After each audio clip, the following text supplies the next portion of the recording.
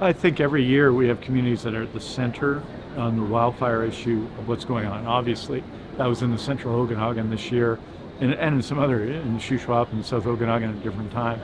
And in other years, I mean, Williams Lake, people moved in large numbers from Williams Lake to Prince George, from 100 Mile to Kamloops a number of years ago.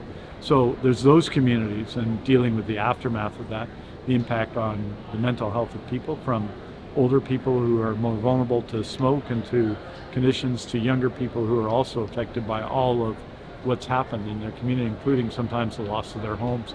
So it's obviously front of mind because what has happened. And even last weekend there was smoke in significant parts of the region, from the Elk Valley to the Okanagan to other regions. So here in deep into September now, we're the 19th today, we're seeing the ongoing impacts of those things later in the year than we would have expected. Interior Health did an exceptional job this year, and working with communities as well. I mean, to move 986 people, moving one person is difficult. To move 986 in a short period of days when there's obviously a wildfire emergency around you is an extraordinary thing. So we have to prepare and continue to prepare for that. We have to continue to inform people about what they can do to be safe and communities do to be safe.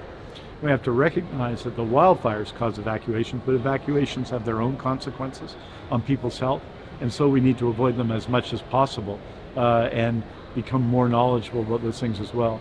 In short, we have to build a cross system, so the health system, but also every other system working together to respond to what's going to be a permanent part of summer and maybe spring and fall as well.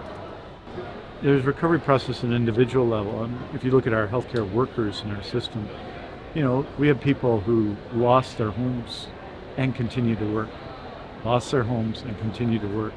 And the consequences of that, I mean, the heroism of that is real, but the consequences of that are significant. So we've got to be able to support the individual resilience of people. And that goes beyond healthcare to people fighting fires, to people working in communities, right? So all our first responder base, our ambulance paramedics and so on, all of that we have to work on.